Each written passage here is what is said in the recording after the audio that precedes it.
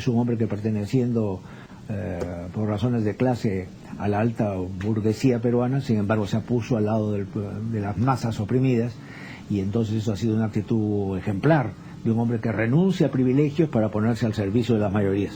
Desde todos los ámbitos hemos escuchado que hay que dejar que un hombre enfermo se vaya a su casa, regrese, ¿no?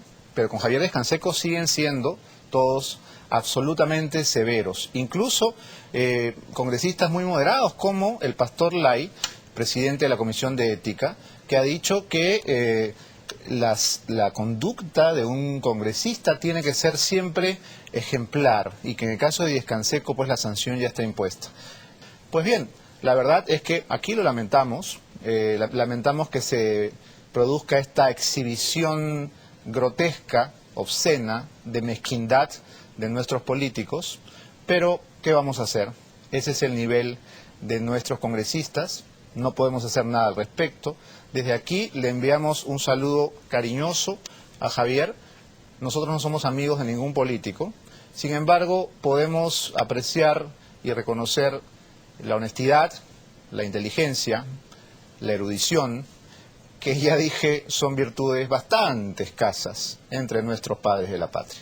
La polémica, en todo caso, ya está instalada y hay aquí una orden de un juez. Una vez más, las órdenes de los jueces en el Perú parecen saludos a la bandera, ¿no? El juez ya ha ordenado que él regrese al Congreso, pero hay una enorme oposición del Poder Legislativo que defiende, dicen, sus fueros y su independencia. No olvidemos que Marta Chávez también regresó a su escaño por una orden del juez. Y Marta Chávez no es santo de devoción de muchos, pero las órdenes de los jueces se cumplen. Así que nosotros esta mañana vamos a conversar con dos invitados que son muy cercanos a Javier, pero también hemos preparado un reportaje que muestra la trayectoria de este político aguerrido e inteligente que desafortunadamente en ese momento no está en su escaño haciendo la labor fiscalizadora que todos le conocemos. Vamos a ver este informe que ha preparado nuestra compañera Maricel Linares. Y las personas con discapacidad merecemos respeto, merecemos ser tratados como corresponde.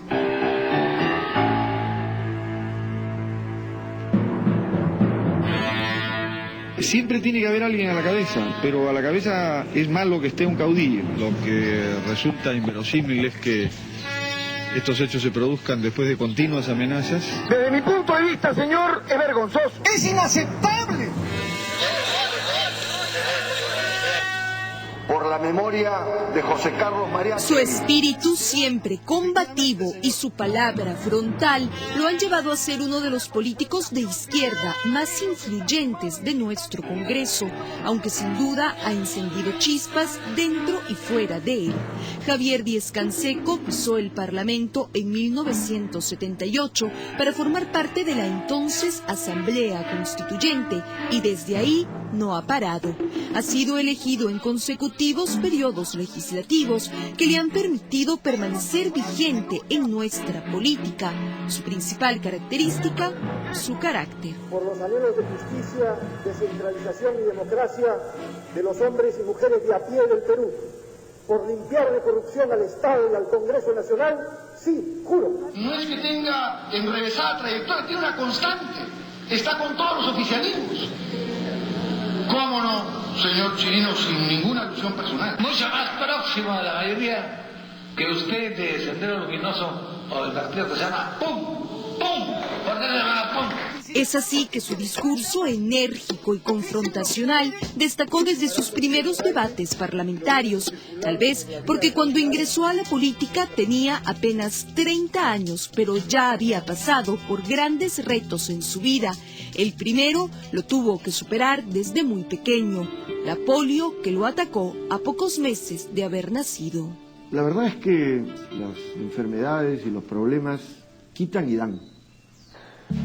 Me quitó la capacidad de tener movimiento en una pierna, me quitó la posibilidad de ser idéntico a los otros, pero me enseñó que tenía otras posibilidades y que también podía montar bicicleta, también podía montar caballo, también podía bailar, también podía nadar. Tuvo un tratamiento en el cual estuvo meses, quizás hasta 6 meses, echado boca arriba, amarrado, y entonces él lo único que podía hacer era mover su piernita buena, sus bracitos y su cabeza. Pienso que él ha sufrido mucho, o sea, sabe lo que es sufrir. Díez-Canseco tuvo el apoyo incondicional de su madre, María del Carmen Cisneros. Su padre, Santiago Díez-Canseco, pudo otorgarle una holgada vida económica que lo llevó a estudiar sociología en la Universidad Católica y Derecho en la Universidad San Marcos. Y además venía de hogares del sector A, llamémosle, ¿no? Que en ese momento también no era tan común para la izquierda. Claro, pareciera que la familia, los padres se preocuparon de tratarlo, que no se sintiera disminuido por las limitaciones físicas que tenía, y por eso era una persona muy franca, abierta, combativa. Es un hombre que perteneciendo por razones de clase a la alta burguesía peruana, sin embargo se puso al lado de las masas oprimidas, y entonces eso ha sido una actitud ejemplar de un hombre que renuncia a privilegios para ponerse al servicio de las mayorías. Desde ahí marcó un punto de diferencia de lo que sería la nueva izquierda peruana. Formó entonces la agrupación Vanguardia Revolucionaria, radical, pero con reconocido sustento ideológico. Bueno, él es un peruano que ha luchado toda su vida por sus ideales, por sus ideas. No hay que jugarlo en función de si uno coincide o no con tal o cual idea. Hay que jugarlo en función de la coherencia entre lo que dice y lo que hace. Y de perseguirla y reprimirla con acciones como la de Ajomarca. En los años 90 formó parte de la comisión investigadora del Congreso sobre la terrible masacre de Ajomarca de 1985. Han bajado por ahí también como 8, como 9, acá también como 10, por acá 9, por acá por Huancayo Fama. En un acto que el propio Díez-Canseco calificó de intimidatorio, en noviembre de 1990 atentaron contra su casa. Los atentados de consideración se registraron en horas de la madrugada en la cuadra 3 de la calle Barcelona, en Pueblo Libre, exactamente en la vivienda del senador Javier Díez-Canseco. Lo que resulta inverosímil es que estos hechos se produzcan después de continuas amenazas y sin que exista ninguna vigilancia domiciliaria, a pesar de que le he solicitado por escrito en varias oportunidades. Y entonces se convirtió cada dirigente sindical, cada asesor o cuando uno denunciaba, en enemigo. Y por eso deportaron. Fue deportado a Argentina durante la dictadura de Francisco Morales Bermúdez. De regreso, continuó con éxito su carrera política desde el Parlamento. En 1998, esta imagen puso a Díez-Canseco en el centro de la controversia. Le dio un certero puñetazo al congresista Daniel Espichán. Sí, presidente.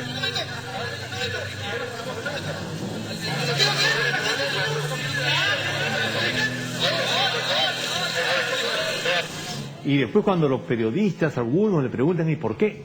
Entonces le dice, seré cojo, pero no manco.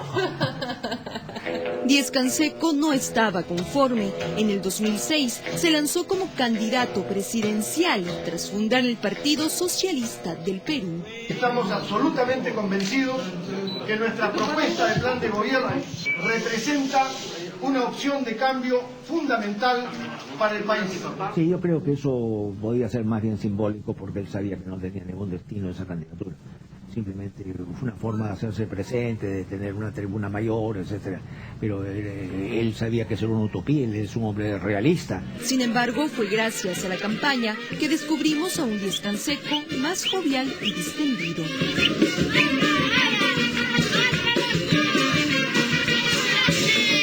A mí una de las cosas que me llamó mucho de Javier es que lo vi bailar. ¿Ah, sí? Una primera vez, creo que fue en un local de Barranco. Hará pues 20 años, 25, 30 años, ¿no? Muy acompasado. Ella de noble cuna y yo humilde plebeyo, no es distinta la sangre ni es otro el corazón, Señor, porque los seres son de igual.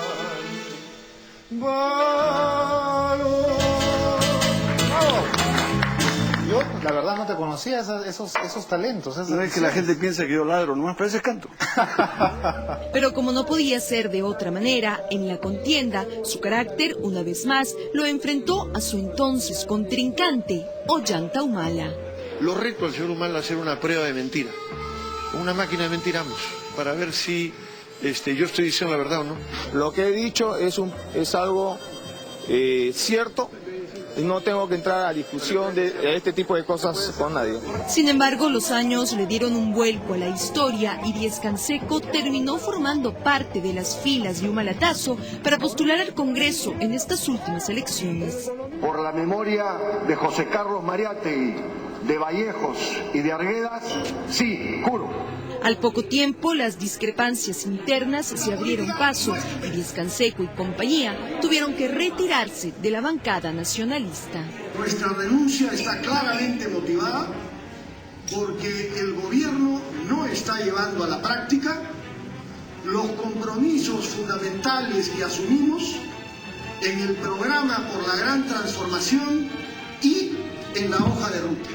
En noviembre del 2012, Díez Canseco fue suspendido del Congreso por 90 días. Se le acusó de presentar un proyecto de ley de canje de acciones con el único objetivo de beneficiar a su familia. Y lo que me ha imputado a mí el Congreso es que yo me he aprovechado de mi cargo público, después de una larga carrera política, para obtener beneficios personales, lo cual es una humillación pública. En medio de su obligado receso, un tranquilo y más relajado Díez Canseco le abrió las puertas de su casa a un equipo de Abre los Ojos. Estos son cuadros de Alberto Quintanilla, que es muy amigo mío. Este es de una joven pintora, lo compré y me gustó mucho porque es Jimena la Radical, ¿no? Es una joven que está asada. Mis hijos es el cuadro que más quieren, ¿no? Sí, es como Javier de alguna manera, ¿no? Esta vez nos mostró su afición por los cuadros y por la lectura, pero además nos hizo parte de su mundo. Tengo una férula, tengo un aparato que se extiende hasta aquí y que evita que se me caiga el pie, porque yo no tengo nada de movimiento muscular ahí, no puedo, no puedo hacer esto. No tengo. Lo único que puedo hacer es alzar el pie y puedo botarlo para adelante para caminar. Así nos dejó bien en claro que cualquier limitación puede ser superada si se tienen las ganas de hacerlo. Políticamente, qué duda cabe, que ha sabido ganarse el respeto de sus adversarios, que hoy reconocen en él a un hombre consecuente y defensor de sus ideas. Un hombre que supo ganarse un espacio en la historia de nuestra política. Este país ha perdido la esperanza. Yo quiero devolverse. Quiero ser parte del esfuerzo de reconstruir un país que tenga luz al final del túnel.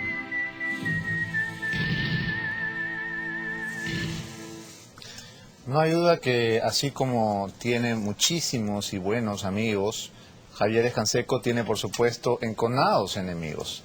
Y eso habla muy bien de él, porque en su trayectoria política nunca se ha casado con nadie, porque siempre ha sido fiscalizador, siempre ha investigado, siempre se ha enfrentado al poder central y obviamente eso le ha granjeado una cantidad de odios que ni siquiera menguan cuando el luchador está herido o está enfermo. Muchos de estos congresistas que se oponen, hablando de separación de poderes y de independencia del legislativo frente al poder judicial, en realidad en el fondo de su corazoncito se están cobrando antiguas facturas contra alguien que ha sido siempre consecuente, ha sido siempre un congresista muy tenaz que, creo yo, se ha diferenciado de una manera bastante radical, si cabe el término, de muchos de sus colegas. Y esa diferencia se plantea en varios aspectos. Primero, porque es un hombre inteligente y culto, que no es lo que podríamos decir de la mayoría de congresistas.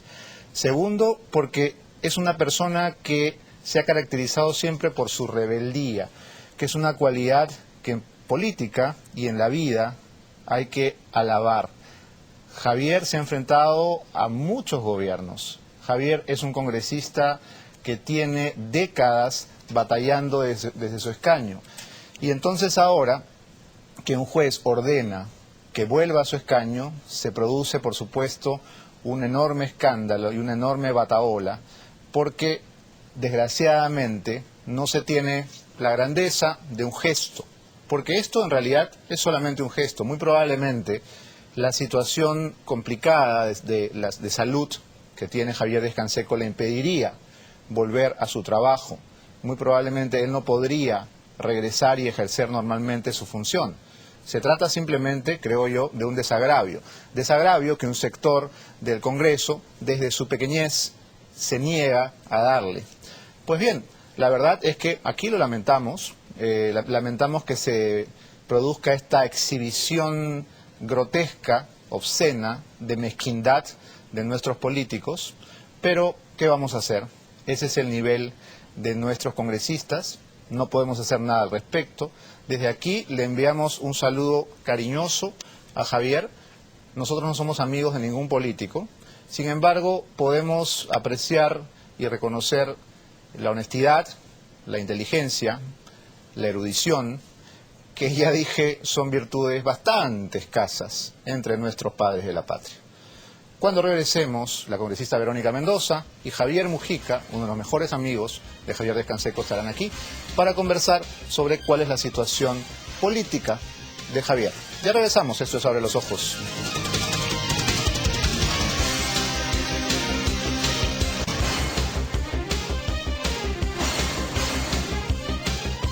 Siete 7:23 de la mañana, estamos de regreso en Abre los Ojos y ahora nos visita la congresista Verónica Mendoza y Javier Mujica, ambos amigos personales de Javier Díaz-Canseco. Buenos días ambos. Muchas gracias. Buenos días. Comencemos por la situación de salud de Javier, porque hoy todos los diarios discuten si debe o no debe regresar al Congreso, si se debe acatar la orden judicial. Sin embargo, aquí hay un asunto concreto. Su cáncer le permitiría regresar al escaño, a trabajar normalmente, si es que se tuviera la grandeza de aceptar esto, Javier? No, decididamente no. Él está afectado por un cáncer muy agresivo, es una enfermedad muy complicada, difícil, que él está encarando con la firmeza y voluntad que siempre ha caracterizado todas las luchas que él ha emprendido para remontar situaciones difíciles, pero eso no le permitiría volver ahora al Congreso de ninguna manera. Tú que lo has estado visitando constantemente, Javier, ¿cuál ha sido su situación de salud en las últimas semanas? La situación de la salud de Javier Díaz-Canseco es, desde mi punto de vista, un asunto como de la familia, ¿no? Que yo no quisiera tratar con mucho detalle, pero sí puedo decir que es una situación difícil, que ha tenido momentos de complicación bastante severos y complicados, pero que la tenacidad y su resiliencia, como se dice, le está permitiendo encararlo adecuadamente en medio de las circunstancias, digamos, ¿no? Él está dando una batalla muy fuerte para salir de esto, y todos los que lo queremos estamos esperando que lo logre y que podamos contar con él en el Congreso nuevamente, ¿no? Él se encuentra en ese momento en una clínica. Él se encuentra en una clínica, sí. ¿Desde hace cuánto tiempo? Desde hace como 3 meses ya van a ser. Entonces está claro que no podría regresar al Congreso. No podría regresar, así es como lo dije. Verónica, se escucharon algunas voces desde quienes son sus rivales políticos a favor de que se le retire la sanción por cuestión básicamente de salud. Por ejemplo, la de Luisa María Cuculiza. Sin embargo, algunos interpretaron esto como una movida política, haciendo, ¿no es cierto?, un paralelo del caso de Javier con el de el expresidente Fujimori. ¿Cuál es su posición? Sí, Beto, creo que antes de especular sobre las intenciones de quienes hicieron esta propuesta, desde mi particular punto de vista, la sanción injusta y arbitraria contra Javier debiera ser levantada, anulada, pero no con un criterio de misericordia o compasión, que él no ha pedido, sino con un criterio de justicia. que eso es lo que debiera reponer el Congreso. Porque al final de cuentas, Beto, esta sanción en nada mella su dignidad. Creo que más bien lo enaltece, porque es una suerte de reconocimiento a la trayectoria que tú has descrito y el reportaje que hemos visto. Y quien está finalmente quedando mal, quien está desprestigiándose cada vez más, no es Javier en absoluto, es el Congreso de la República.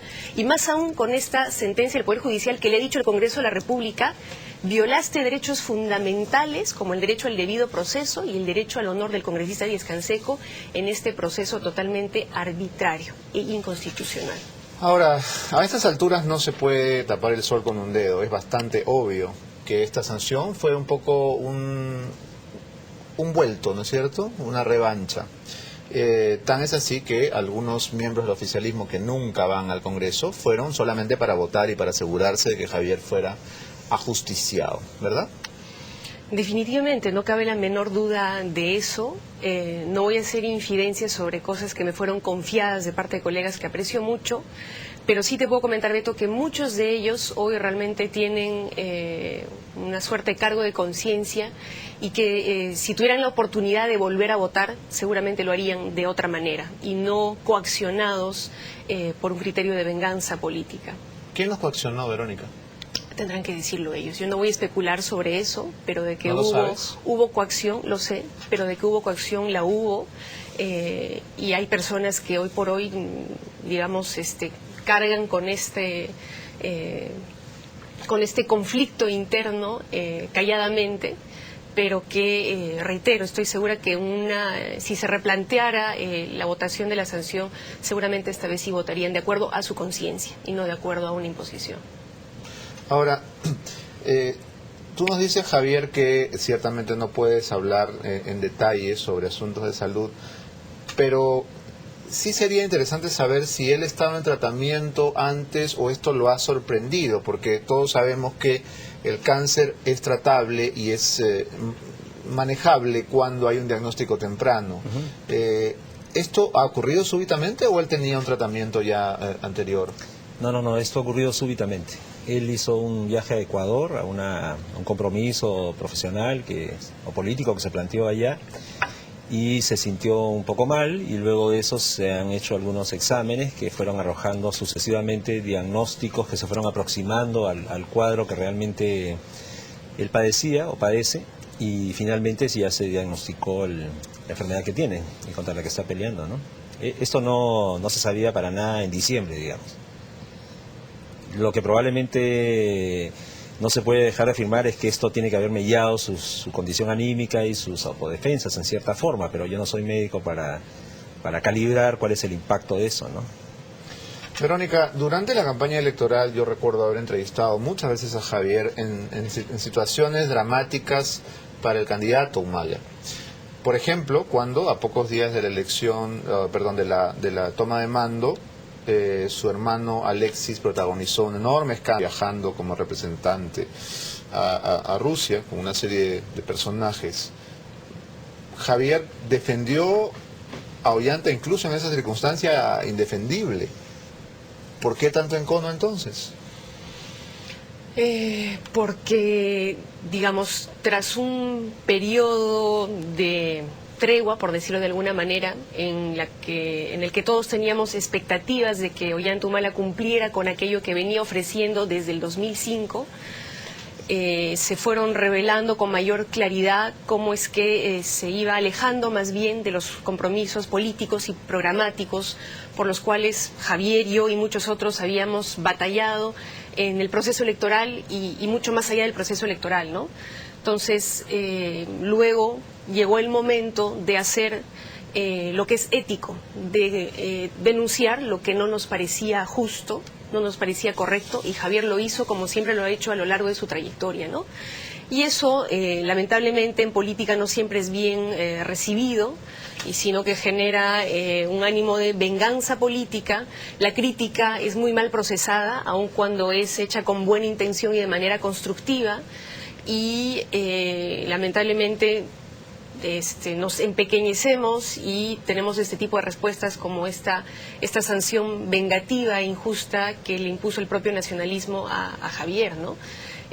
Pero reitero, creo que justamente por eso mismo es que es una suerte de reconocimiento a su consecuencia y su claridad para denunciar, viniera de donde viniera la corrupción, viniera de donde viniera la no consecuencia, viniera de donde viniera la traición a los compromisos asumidos con un pueblo. Entonces, y eso es algo que le hace mucha falta hoy a la política peruana, y que reconocemos todos en Javier, y que es un ejemplo para quienes queremos seguir su derrotero, corrigiendo seguramente los errores que habrá cometido como todo ser humano y que él mismo ha reconocido, pero tratando de recoger principalmente eso, Beto, la ética que hoy está tan divorciada de la política, pero que personajes como Javier nos demuestran que sí es posible y que sí debiera estar estrechamente ligada con la política, ética y política de la mano para beneficio de la sociedad en su conjunto. Javier, en las redes sociales muchos están comentando, y me hace mucha gracia, que esta conversación que tenemos sobre Díez Canseco revela que tengo un corazón rojito. Me da risa porque, bueno, todos los corazones son rojos para empezar, no conozco a nadie que lo tenga verde, pero me da risa porque no se puede separar, ¿no es cierto?, lo que es reconocer a una persona por su inconformismo, por su rebeldía, más allá de que uno esté de acuerdo o no. Quería ir a ese punto porque normalmente esta rebeldía va menguando con los años, y uno se ve cada vez menos rebelde y más comodón, ¿no? Bombero. Y da flojera pelear. Incendiario bombero. Javier es uno de los pocos que ha sostenido este ánimo contradictor, opositor, que incluso lo ha puesto siempre en el lado de la oposición, porque nunca ha sido oficialismo, ¿verdad? ¿De dónde crees que saca ese fuego? Bueno, yo creo que de sus experiencias vitales, ¿no? Él desde niño tuvo que encarar una situación que le imponía una barrera respecto a la posibilidad de sentirse igual que el resto, ¿no? La poliomielitis lo marcó estructuralmente en un momento muy temprano, y eso tiene que haber significado algo en su trayectoria. Pero además, luego la oportunidad que él tuvo, viniendo de donde venía, de una familia con muchos recursos, de conocer la realidad del país en los programas de cooperación popular durante la época de Belaúnde, y de conocer las enormes brechas de desigualdad y de injusticia que caracterizan a la sociedad peruana, y esa capacidad de él de ponerse en los zapatos del otro, que repito, es estructural, está en su ADN, en su cerebro, lo ha llevado a transformar eso en acción política y social. Y eso no es solamente en relación con el tema de la pobreza, digamos que sería lo primero que uno podría consignar en su enfoque sobre la lucha por la justicia social, sino sobre todas las formas de desigualdad, las que afectan a las mujeres, la discriminación contra las personas que tienen otra orientación sexual, la discriminación racial, los problemas de todo aquel que en este país ve reducidas sus oportunidades de sentirse igual que el resto. Creo que es una cuestión como vital en él, ¿no? Y esa capacidad de indignación, que es fundamental, ¿no? Efectivamente se usa esta expresión de chico incendiario y de viejo bombero para relatar cómo se consume esa capacidad de indignarse frente al dolor ajeno. Y Javier, para bien o para mal, no tiene esa capacidad. Javier siente en la piel, en su alma, digamos, el dolor donde lo encuentra. Y eso es lo que le da una enorme empatía para comunicarse con la gente. Él no está en un estrado, él no está encerrado en un congreso que lo aísla de la población. Él hace lo que dice y se conecta muy sencilla y fácilmente con el dolor de los demás. Y eso es lo que explica esa trayectoria unilineal, digamos, ¿no? Que ha permitido que se le reconozca esa condición, y que por cierto también le ha ganado muchos enemigos, ¿no? Eso es, las personas que sienten y viven de esa manera probablemente tengan muchos enemigos, es algo corriente en nuestro medio. Y eso hace, que a pesar de su delicado estado de salud, el día de hoy siga preocupadísimo por los derechos laborales, por los temas de los conflictos sociales, está en permanente actividad política. De hecho el día de hoy se va a hacer pública, porque esta noche hay un homenaje a Javier Díez Canseco en el Parque de la Exposición, y se va a hacer pública una carta de Javier Díez Canseco a los trabajadores, esta noche. Bueno, justo el Diario de la República, en la parte inferior de su portada, pone aquí, Fuerza Javier, reconocimiento a Javier Díaz Canseco de las organizaciones políticas y sociales.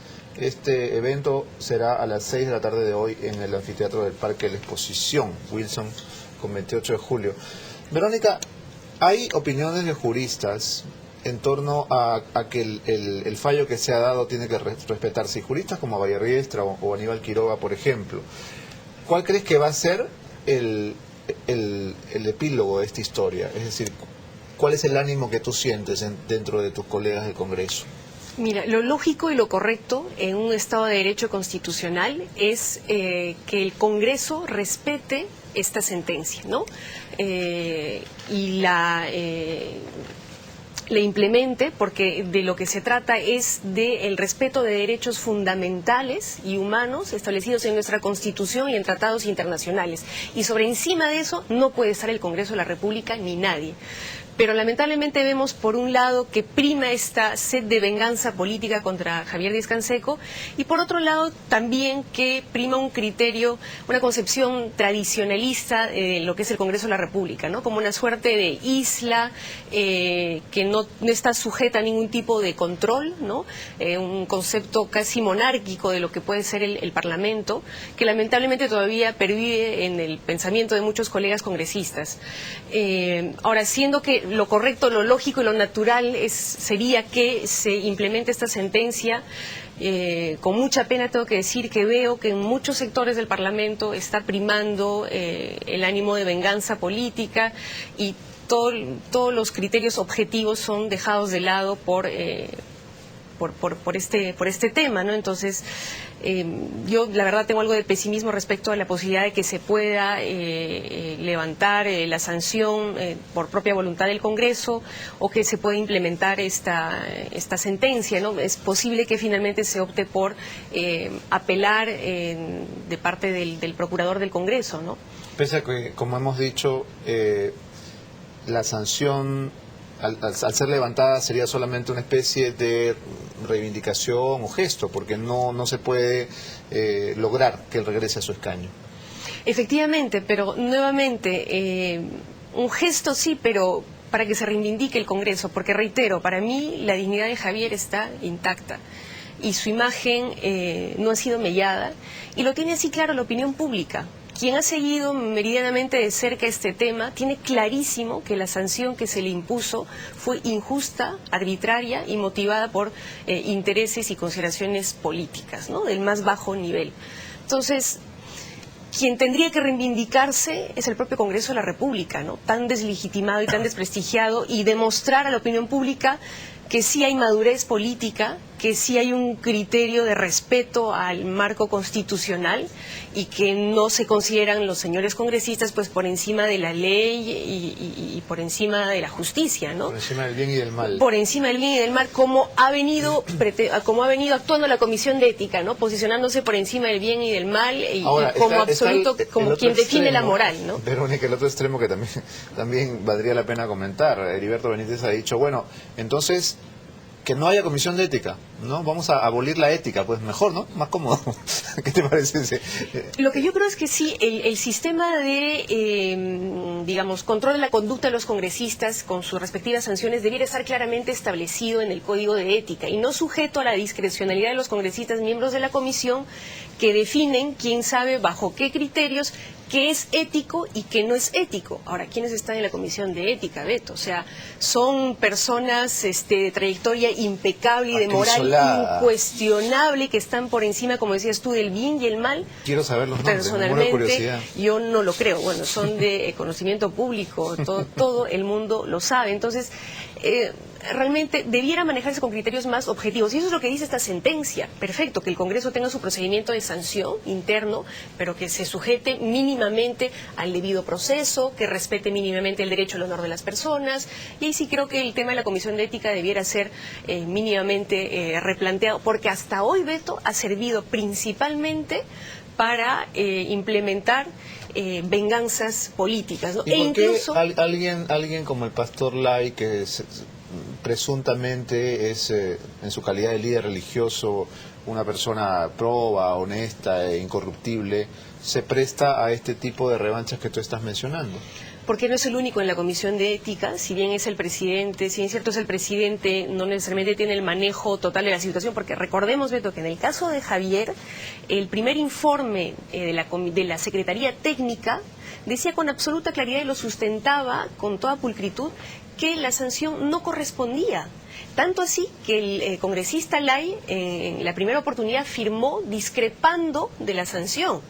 Pero luego la presión mediática y política de otros de sus colegas fue tal que, bueno, él se resignó a votar en contra de Javier. Y recordemos, Beto, que cuando se planteó, se sustentó el informe de la Comisión de Ética para sancionar a Javier, no lo hizo el señor Lay, lo hizo el congresista Juan de Díaz Dios. Porque presumo que el congresista Lay, estando en discrepancia con el contenido del informe, prefirió abstenerse, ¿no? Sin embargo, primó nuevamente el criterio de quienes tenían un ánimo de venganza política. Javier, otro aspecto de la trayectoria de Javier Descanseco que siempre me pareció interesante es que él podría haber seguido la vida de chico bien, ¿no? En Descanseco, viene de una familia acomodada. ¿Cuál crees tú que es el origen de esta identificación con los pobres y no con su clase social? Yo creo que esas vivencias de conocer el país, es decir, si uno tiene un mínimo de sensibilidad y sale de la isla de bienestar que está localizada en unos 8 o 10 kilómetros cuadrados en Lima, y se encuentra con que el Perú de un poquito más allá es distinto y que las condiciones de la gente que vive un poquito más allá es completamente diferente de la de uno. Si uno tiene un poquito de sensibilidad, basta con eso. Uno no puede ser indiferente a lo que viven las demás personas que no tienen las mismas oportunidades. Y él tiene esa sensibilidad y eso es lo que ha hecho que él nunca haya podido dejar de comprometerse, por lo menos en el intento de mejorar las condiciones en las que viven esas otras personas, ¿no? Y ese es un itinerario largo que lo ha llevado a no a buscar temas, sino a encontrarse con temas y a desarrollarlos en relación con los derechos de los trabajadores, con los derechos de las mujeres, con los derechos de las personas con discapacidad, con los derechos de los migrantes peruanos en el exterior, con los derechos de la discriminación contra las personas con otra orientación sexual o lo que fuera. Él tiene esa antena parabólica en la cabeza que lo conecta muy fácilmente con esas situaciones de injusticia y gracias a la inteligencia y a la capacidad de organización de sus prácticas en el ámbito parlamentario y en el ámbito social a acometer campañas para mejorar la condición de estas personas permanentemente, ¿no? Yo creo que eso es así. Y él sabe, cuando conversamos sobre el significado de esta sanción y la posibilidad de recurrirla judicialmente, que iba a ganar. Él no entró a un proceso creyendo que iba a perderlo. Nosotros tenemos la absoluta seguridad de que este proceso se va a ganar ahora, después y más tarde en el Tribunal Constitucional. Es decir, si el Congreso no rectifica, si el Congreso apela, la verdad es que para Javier Descanseco en este momento eso no es lo central. Lo central es que la justicia está de su lado, que él no necesita ni conmiseración, ni misericordia, ni nada parecido, sino solo justicia. Y que, como lo han dicho un montón de constitucionalistas, debo decir que esta demanda se ha preparado también con Alberto Borea Odría. Lamentablemente él no está hoy día en Lima, pero él es parte del equipo con el que hemos trabajado este proceso. Y como él, como Vallerriestra, como Aníbal Quiroga... Es interesante lo que dices porque han sido antiguos rivales políticos en el Congreso, ¿no? Así es. Alberto Borea, Javier Vallerriestra tienen camisetas de otros colores. Totalmente. Y sin embargo, en este tema están de acuerdo. Y Aníbal Quiroga y muchos otros. Es decir, esta es una cuestión de justicia y de derecho. No es una cuestión ideológica, no es una cuestión ni de simpatías ni de antipatías. Entonces, nosotros estamos absolutamente seguros de que eso se va a ganar. Y finalmente el Congreso, bueno, en su miopía no se da cuenta de que esta reivindicación sería para el propio Congreso, que tiene una imagen tan venida menos, este gesto de grandeza ¿no?, de mirar más allá de sus narices, sería bueno para la imagen del propio Congreso, no para la de Javier, que en todo caso que esto sea a favor o en contra no cambia nada, ¿no? Probablemente ha crecido, no ha decrecido. Es decir, este proceso lo enaltece más a él que a los que lo acusan, ¿no? Probablemente cuando la historia registre los nombres de los actores de esta época recordará el de Javier Descanseco y de ninguno otro de los que hoy día lo han intentado mancillar, ¿no? Y porque además creo que recibir una sanción del Congreso es más halagador que recibir una medalla, ¿no? A veces el Congreso se dedica a repartir medallas a cada pelagatos y a cada pobre diablo, que mejor ser sancionado por el Congreso, ¿no? Creo que es mucho más enaltecedor. Gracias, Verónica.